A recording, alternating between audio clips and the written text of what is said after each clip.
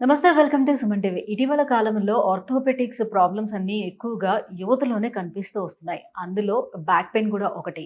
So, ఎక్కువగా desk job చేస్తున్న వాళ్ళలోనే back pain చూస్తూ ఉంటాం. ఎక్కువగా నిలబడి పనిచేసే వాళ్ళు కూడా బ్యాక్ పెయిన్ చూస్తూ ఉంటాం. సో, బేసిక్‌గా మనం ఈ బ్యాక్ పెయిన్ రావటానికి ఎలాంటి మిస్టేక్స్ చేస్తున్నాము? మన లైఫ్ స్టైల్ చేంజెస్ ఏం చేశాము? సో, వీటన్నిటిని ఎలా కరెక్ట్ చేసుకోవాలి? అండ్ ఈ బ్యాక్ పెయిన్ కూడా స్పైన్‌కి సంబంధించింది కాబట్టి సర్జరీకి వెళ్తే మాత్రం తర్వాత మళ్ళీ మన యాజ్ యూజువల్‌గా మనం నడవగలుగుతామా లేదా? మన పనులు చేసుకోగలుగుతామా లేదా? ఇలాంటి చాలా భయాలు చాలా మందిలో ఉంటాయి. మరి దీనికి పీఆర్పీ అనేది ఏ రకంగా ఉపయోగపడుతుంది బ్యాక్ పెయిన్ కూడా? ఈ విషయాలన్నీ తెలుసుకుందాం. మనతో పాటు ఉన్నారు doctor Meenal Chandra from EPN pain management Jubilee hills.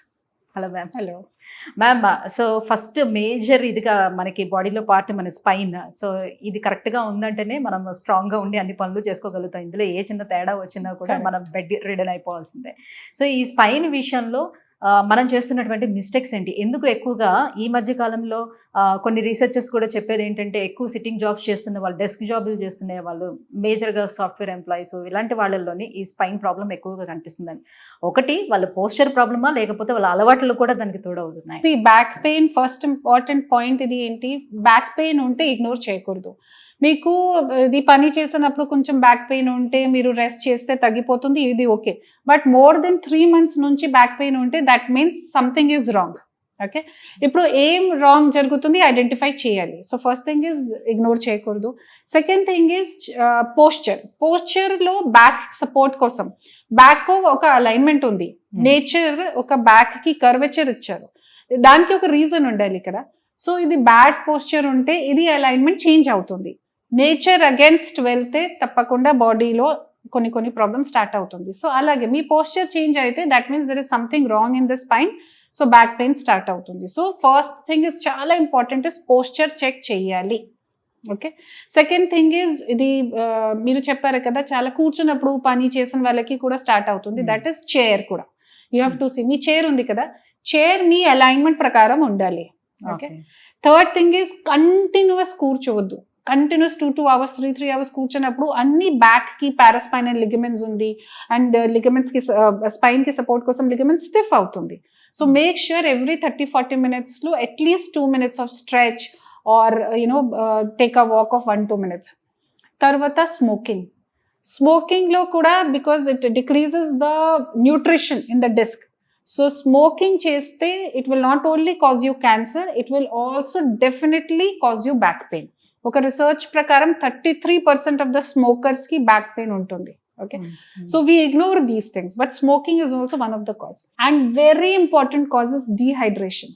Means మీకు డెడ్ లైన్స్ ఉంది, మీ బాస్ చెప్పారు ఇదే పని నాకు ఇప్పుడు 1 hourలో కావాలి, కంటిన్యూస్లీ మీరు పనిలో ఉంటే you forget to eat and drink కదా, dehydration. So you have to make sure that మీరు కంటిన్యూస్ ఇంటర్వల్స్లో water or juices or whatever you are hydrating yourself. Dehydration is a very important cause of disc pain.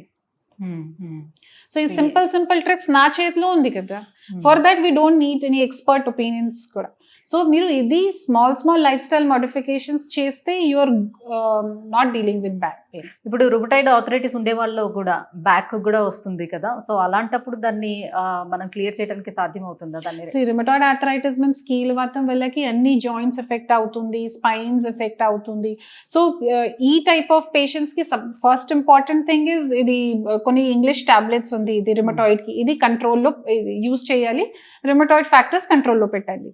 Second very important point is exercises.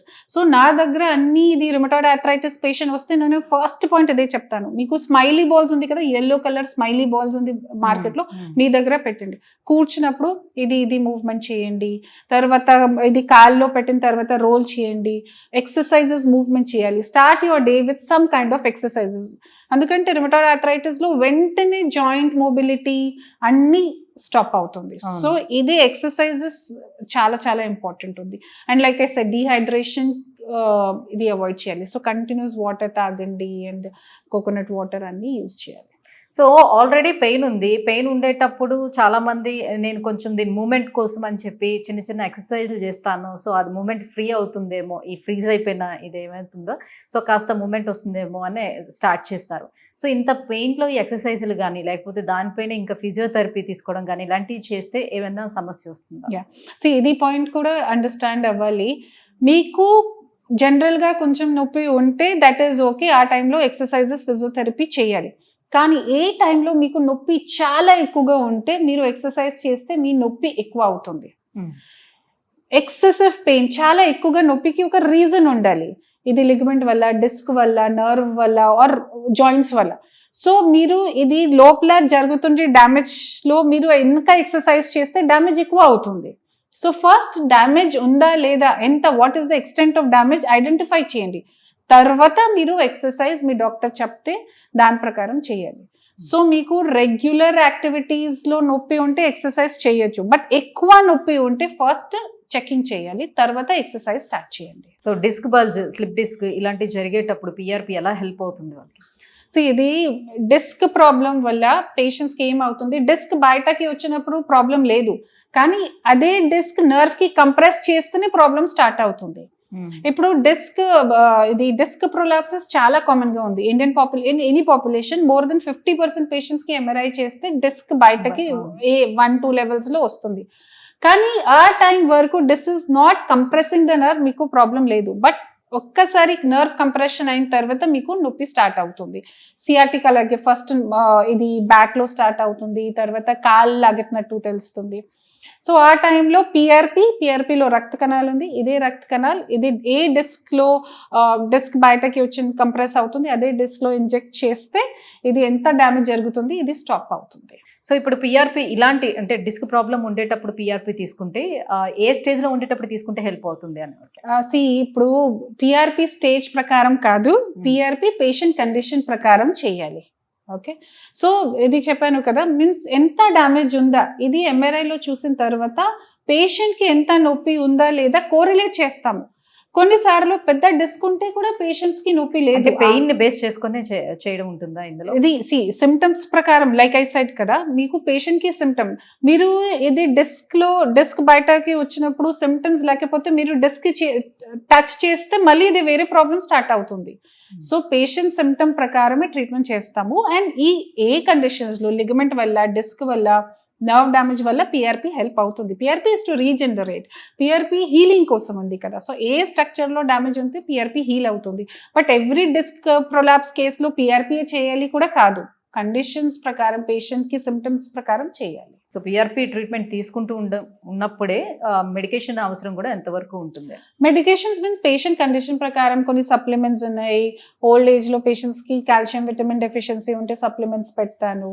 General గా పిఆర్పితో పాటు pain killers తప్పకుండా avoid చేయాలి. Because పిఆర్పికి mechanism and pain killers కి mechanism opposite directions లో ఉంది. So pain killer should not be taken with PRP. పిఆర్పితో పాటు we give certain supplements requirement ప్రకారం, పేషెంట్ కి అవసరం ఉంటే రిక్వైర్మెంట్ ప్రకారం సప్లిమెంట్స్ పెడతాను, not pain killers. So first మీ దగ్గరికి పేషెంట్ వచ్చేటప్పుడు వాళ్ళకి ఈ కంప్లీట్ అవగాహన అనేది కల్పించిన తర్వాతే మనం మిగతా ప్రొసీజర్ లోకి వెళ్తారా? చెప్తాను. సో బేసిక్ గా వాళ్ళు వచ్చేటప్పుడు చేసే టెస్ట్లు ఏముంటాయి? బ్యాక్ పెయిన్ కి ఫస్ట్ క్లినికల్ టెస్ట్ తర్వాత ఎంఆర్ఐ. బికాజ్ ఇప్పుడు ఇది క్లినికల్ టెస్ట్ లో కొన్ని పాయింట్స్ తెలుస్తుంది, దట్ ఇది డిస్క్ వల్ల స్టార్ట్ అయింది, ఆర్ ఇది ఫెసెట్ జాయింట్ వల్ల స్టార్ట్ అయింది, ఆర్ సేక్రోయిలియక్ జాయింట్ వల్ల స్టార్ట్ అయింది, లిగమెంట్స్ వల్ల స్టార్ట్ అయింది. కానీ ఇది కన్ఫర్మేషన్ కోసం ఎంఆర్ఐ చేయాలి. అండ్ కొన్ని బ్లడ్ టెస్ట్ కి అవసరం ఉంటే దాని ప్రకారం రాస్తాను. సో ఇది పెద్ద ఇది ఇమేజింగ్ కి కూడా అవసరం లేదు, జస్ట్ ఎంఆర్ఐ. కానీ ఏ టైప్ ఆఫ్ ఎంఆర్ఐ కావాలి ఇది పేషెంట్ ప్రకారం చెప్తాను. ఓకే, సో పిఆర్పికి మెడికల్ ఇన్సూరెన్స్ అనేది కూడా అప్లై అవుతుందా?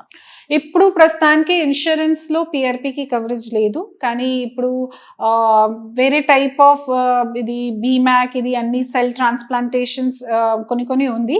దానికి ఇప్పుడు కొన్ని ప్లేస్ లో కొన్ని ఇన్సూరెన్స్ లో కవరేజ్ ఉంది, బట్ ప్రస్తుతానికి పిఆర్పి పర్సేకి కవరేజ్ లేదు. Right, thank you ma'am, thank you so much. So back pain రావడానికి మెయిన్ మనం చేస్తున్నటువంటి మిస్టేక్స్ ఏంటి, ఎలాంటి కరెక్షన్స్ చేసుకోవాలి, అండ్ పిఆర్పి ఎలా హెల్ప్ అవుతుంది అనే విషయాలు తెలియజేశారు. Thank you so much.